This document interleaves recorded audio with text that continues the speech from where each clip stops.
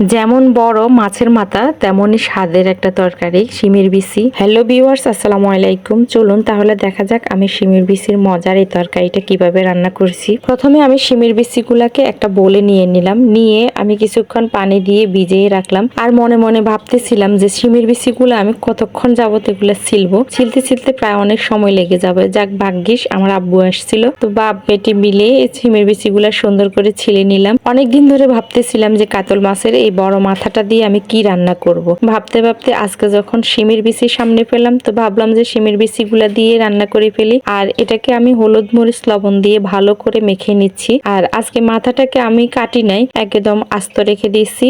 আমি বাসায় কাটলে হয়তো মাছের মাথাটা আরেকটু বড় করে কাটতাম, কিন্তু বাজারে কাটছি তো একেবারে ছোট করে কাটছে। মাথাটা ভালো করে হলুদ মরিচ লবণ দিয়ে মাখানো হয়ে গেছে। এখন আমি এটাকে তেলে দিয়ে আস্তে আস্তে ভাজি করে নিব। শিমের বিচি রান্নাতে নাকি বেগুন লাগে, তাই এখানে আমি বেগুন কেটে নিছি কিছু, আর দুটা আলু কেটে নিছি। মাছের মাথাটা সুন্দর করে ভাজা হয়ে গেছে। আর শুধু মাছের মাথা দিয়ে বাচ্চারা তো খেতে পারবে না, সেজন্য আমি কিছু রুই মাছের পিস ভাজি করে নিয়েছি। মাছ ভাজা তেলটার মধ্যে আমি তরকারিটা বসাই দিব। আর আমি সবসময় মাছ ভাজার তেলটা দিয়ে তরকারিটা রান্না করে ফেলি। মাছের যে মজাটা এটা তেলের মধ্যেই কিন্তু রয়ে যায়, সেজন্য আর এটাকে আলাদা করে কোথাও দিই না, তরকারির সাথে রান্না করে ফেলি। তেলের মধ্যে পেঁয়াজটা যখন ভালো করে ভাজা হয়ে যাবে, তখন আমি এখানে কিছু আদা আর রসুন বাটা দিয়ে দিছি। এরপরে কিছু লবণ দিয়ে দিছি, দিয়ে এটাকে ভালো করে আরো বেজে নিছি। এরপর আমি বাকি মশলাগুলা দিয়ে দিছি, হলুদের গুঁড়া, মরিচের গুঁড়া, ধনিয়ার গুঁড়া, জিরার গুঁড়া, এগুলা সামান্য পরিমাণে দিয়ে আমি ভালো করে মশলাটা কষায় নিছি। কষানো হয়ে গেলে আমি এখানে শিমের বিচিগুলা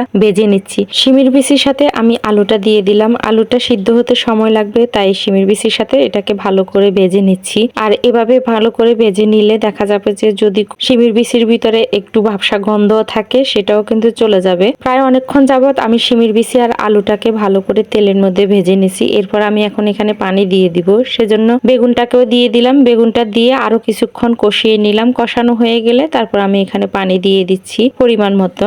আমি সবসময় তরকারিতে গরম পানি ব্যবহার করি। গরম পানি না দিলে দেখা যাবে যে তরকারিটা ভালো করে সিদ্ধ হয় না, তো এখানেও গরম পানি দিয়ে দিছি। না হয় কিন্তু শিমের বিচিটা সিদ্ধ হবে না। তো আমার এখানে ভালো করে তরকারিটা রান্না হয়ে গেছে, ঝোলটাও কিন্তু অনেকটা কমে গেছে। তো আমি এখানে আরেকটু ঝোল দিয়ে দিছি, দিয়ে এখানে কিছু টমেটো আর কাঁচামরিচ দিয়ে দিচ্ছি। রান্নাটা শেষ পর্যায়ে আমি এখন মাছের মাথা আর মাছগুলা দিয়ে দিব, দিয়ে এটাকে ভালো করে রান্না করে নিব। আর নামানোর আগে আমি এখানে ধনেপাতা দিয়ে দিব। আমার রান্নার ভিডিওগুলো যদি আপনাদের কাছে ভালো লাগে অবশ্যই লাইক কমেন্ট ফলো করে পাশে থাকবেন। আর যারা ইউটিউব চ্যানেলে দেখছেন তারা প্লিজ একটু সাবস্ক্রাইব করে দিবেন। আপনারা পাশে থাকলে অবশ্যই ভালো ভালো ভিডিও দেওয়া সম্ভব, আর আমিও উৎসাহিত হব। রান্নাটা হয়ে গেছে, আমি এখন নামিয়ে নিচ্ছি।